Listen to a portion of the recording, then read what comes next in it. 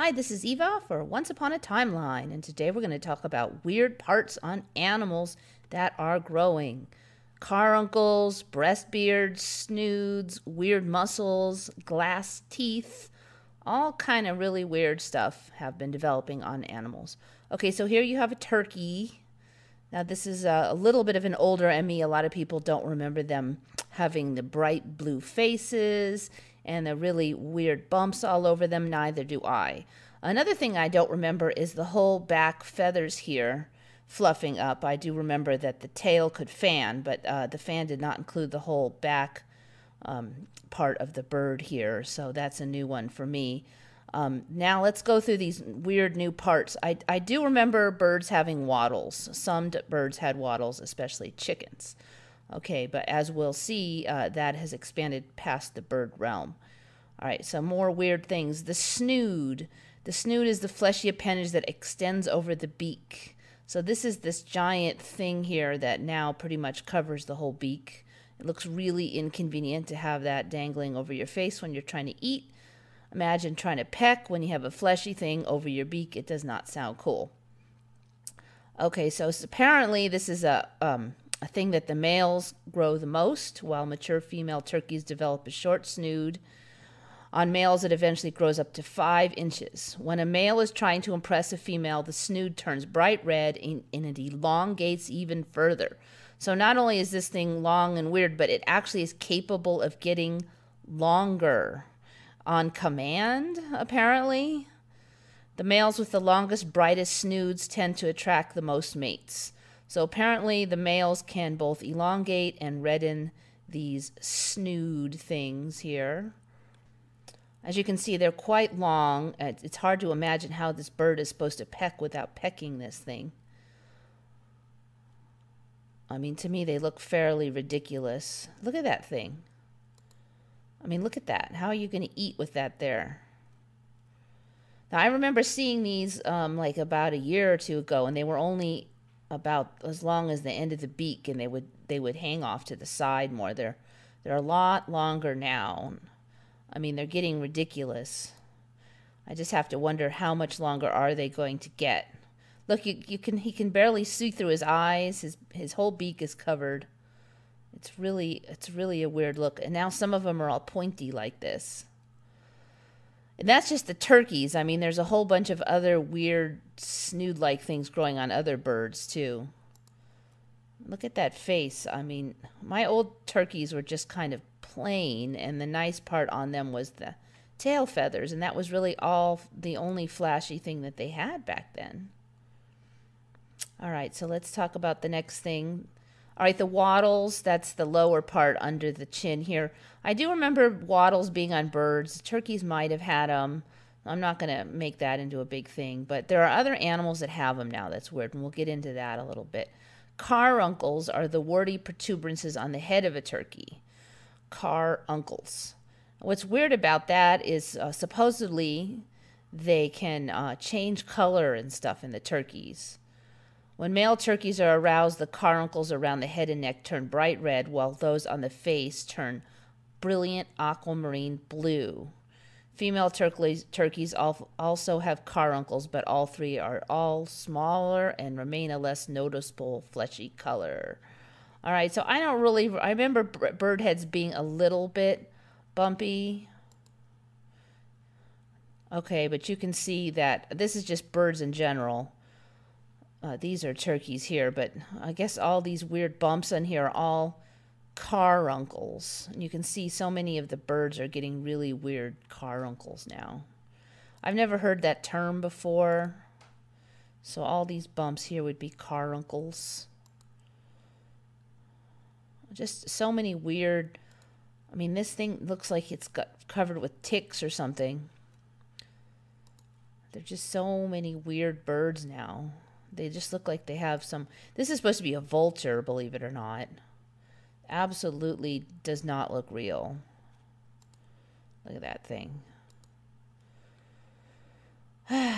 Here's another one. I think that's that same weird king vulture. Yeah, king vulture is that weird vulture. Anyway, so many weird birds now, and growing such weird things on their head. Anyway, so that's caruncles. Caruncles.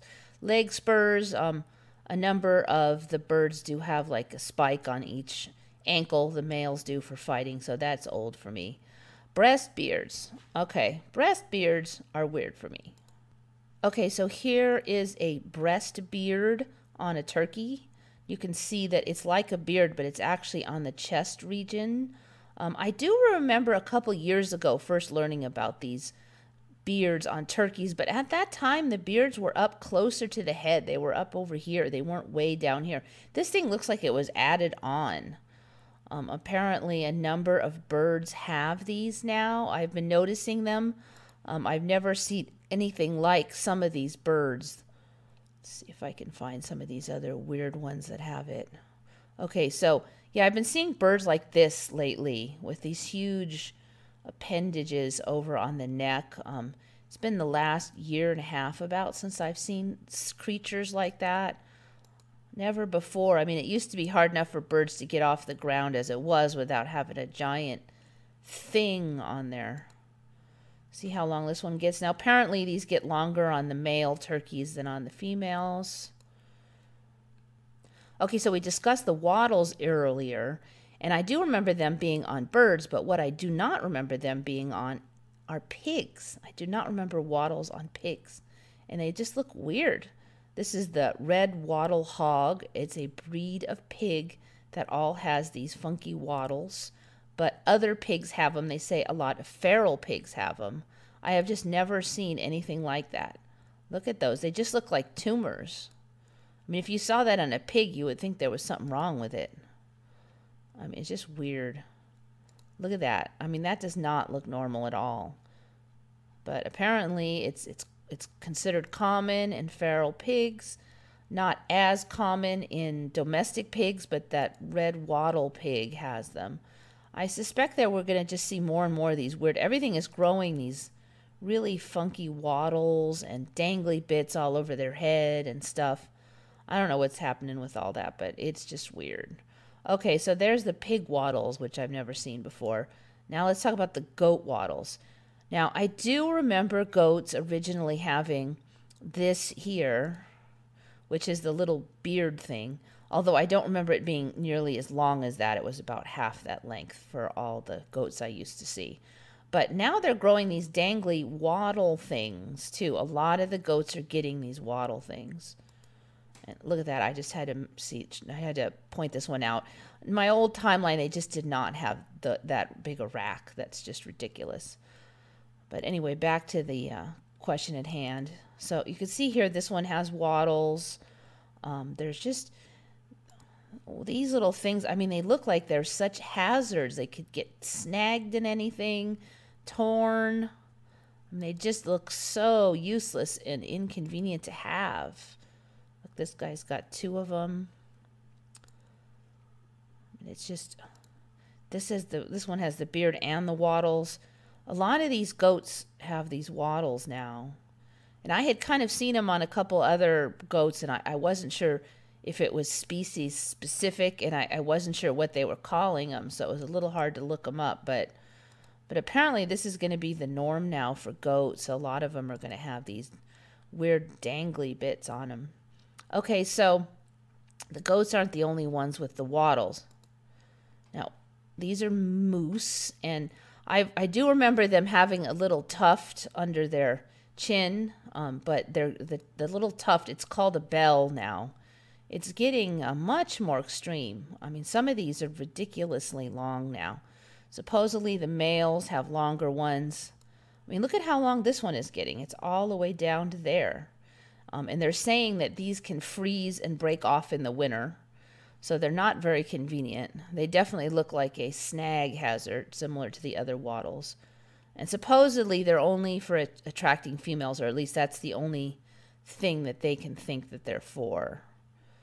So anyway, it's just getting ridiculous. There were none that long before. There were just, I mean, I don't know what to say. Look at that one. I mean, I've never seen anything that long before. It was just a little thing before. Okay, so when I was looking through the moose, another thing I noticed was that one of the moose had a red colored antlers in one of the images, and I was kind of confused, and I kind of looked it up, and I figured out now that when the antlers are new, they get this kind of a furry stuff, and they call it the velvet. And then they shed that, and then you have the hard antlers underneath. Now, in my old timeline, the velvet would just kind of flake off. But in this timeline, apparently the velvet comes off in these bloody tatters. Sometimes the moose eats the tatters. And then the whole antler can be red and bloody. It's pretty gross. But apparently that's how the shedding occurs here. You can see this moose is eating the shedded material. So then you will see these images where you'll have this moose with the red colored antlers, and they're so bright. I mean, in this image, it's brighter than, I mean, I almost want to say this is photoshopped. The colors are all weird on here. The moose looks lighter than this, and I don't know, that looks photoshopped to me. But anyways, it's supposed to be real. Anyways, so here's another one. Just pretty gross looking. And the deer is kind of a similar thing. Here you can see the start of the shed. That's just so unpleasant looking. Anyway, so moose velvet. They've got red antlers now. All right, so then I was looking at cows the other day. This is a little bit older one. I saw this one maybe 6 months ago. But one thing I've noticed lately is the cows. I mean, we've talked about other cow things, but I'm not sure if I mentioned this giant bulbous thing at the front of the cow that I've been seeing a lot of lately. See here. Now, we've talked about the udders being way back, but I do not recall this giant bump at the front. I'm not sure if it has a name yet. I haven't really seen it have a name. This is more like what I remember a cow, but even this one has a bit of the bump. If you look at some of the old animation and stuff, not all of them have it, but some do, like this one does. This one still has the bump. So it's kind of, here is more like how I remember a little bit, but the udder is still way back. This one's a little bit more with the udder, but it's got the bump. So anyway, a lot of these cows are getting these big bumps in the front. I don't know what the point of it is. See, look, a big one right there. Just looks weird. Another one. I'm not sure what the point of that is going to be. Why have that there? It doesn't really appear to serve any purpose. And look at the hump on this one too. This is weird. Okay, so anyways, there's cows. Now there's some other weird cow things that I've noticed. Now you guys might remember maybe about 2 or 3 years ago, you saw this image of this dog. Now, this dog is a Whippet. The breed is called Whippet, and it's supposed to be a skinny little dog. And to give you an idea, here's what a normal Whippet looks like. You can see that the musculature on this thing is ridiculous. So what came out a few years ago was a story where this one Whippet had this weird genetic disorder that caused it to have double muscles. Or in the case of this guy, it really even looks like triple muscles.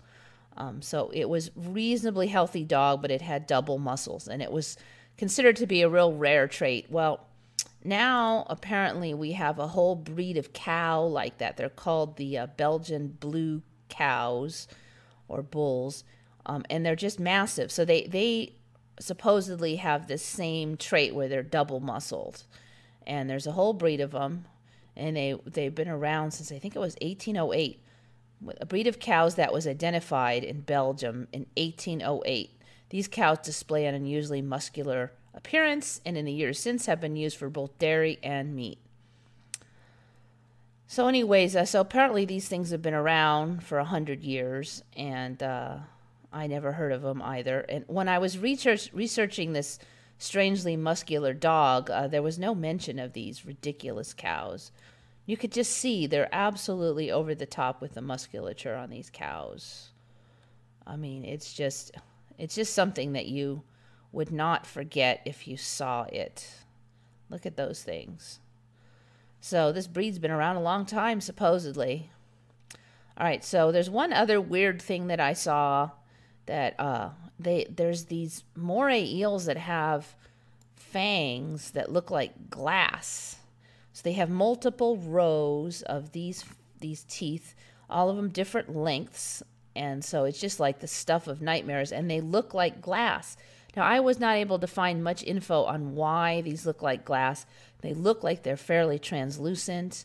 I mean, it can't really be the same material you usually see for teeth. But there's very little info on it.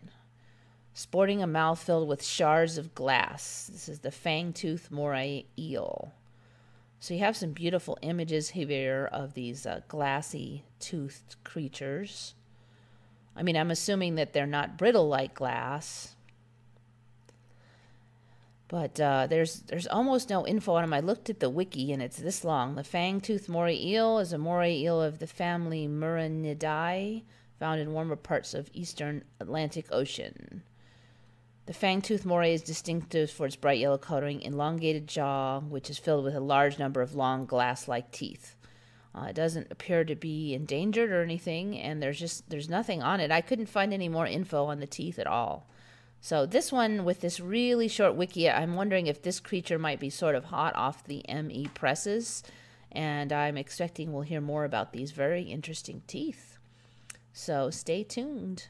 This is Eva signing off for Once Upon a Timeline.